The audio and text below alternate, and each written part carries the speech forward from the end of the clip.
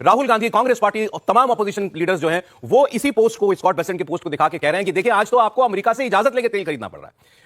America आपको permission देता है, अलाउ करता है, तब आप रूस का तेल खरीद सकते हो। कहां गई आपकी स्वायत्ता, कहां गई आपकी स्ट्रेटेजिक ऑटोनॉमी? आज जो अमेरिका कहता है वो हम करते हैं, अमेरिका मना कर देता है तो हम नहीं करते। उसने कहा 1 महीने की छूट है, खरीद लो, तो आप तेल खरीदने लगेंगे। हमारी विदेश नीति की का क्या हुआ, हमारी स्ट्रेटेजिक ऑटोनॉमी का क्या हुआ? एक पोस्ट राहुल गांधी का मैं पढ़ देता हूं। राहुल गांधी थोड़ा सा लेकिन इसमें देर से जगे क्योंकि ये फैसला तो सुबह ही आ गया था। राहुल गांधी ने अब से करीब 1 घंटा पहले ये पोस्ट किया है कि India's foreign policy emerges from the collective will of our people, it should be rooted in our history, geography and spiritual ethos based on satya and अहिंसा।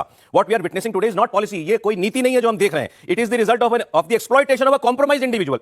मतलब कॉम्प्रोमाइज प्रधानमंत्री को एक्सप्लॉइट कर रहा है अमेरिका, ये लिख रहे हैं राहुल गांधी। जब भारत को रियायत मिली है 1 महीना तेल खरीदने की। और इसी पर ये भी देख लेते हैं कि खड़गे साहब जो कांग्रेस पार्टी के प्रेसिडेंट हैं वो क्या कह रहे हैं। खड़गे साहब ने भी वही बात कही, स्ट्रेटेजिक ऑटोनॉमी कहां गई, हमारी नेशनल सोवरेनिटी कहां गई, वो खतरे में आ गई है। और ये सब जो है मोदी जी के जो दोस्त हैं ट्रंप, वो कर रहे हैं। पहले उन्होंने कहा ईरान से मत खरीदो, भारत सरकार झुक गई। फिर उन्होंने कहा रूस से मत खरीदो, भारत सरकार झुक गई। अब उन्होंने कहा रूस से खरीद लो, तो भारत अब रूस से तेल खरीदेगा।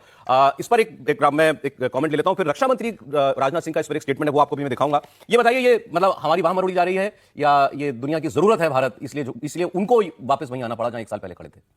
देखिए सौरभ जी, आपके मन में कुछ है और हमने कहा कि नहीं, जो आपके मन में है वो आप नहीं करेंगे। हमने फिर कहा कि अच्छा ठीक है भाई, तुम अपने मन का कर लो। पता चला कि आपने कभी अपने मन का करना बंद ही नहीं किया था। हम बेवजह अपने गुमान में थे कि नहीं हम तो जो तय करते हैं सौरभ तो वही करते हैं। कुछ इसी तरह का मामला भारत और अमेरिका का रिश्ता है। लेकिन मैं तेल वाले पे बोलूं उससे पहले रायसीना डायलॉग में ये डिप्टी सेक्रेटरी ऑफ स्टेट है क्रिस्टोफर। हाथ रख लेते तो मैं वहां पहुंच जाता, दिखा देता, मैं दिखा दूंगा वो।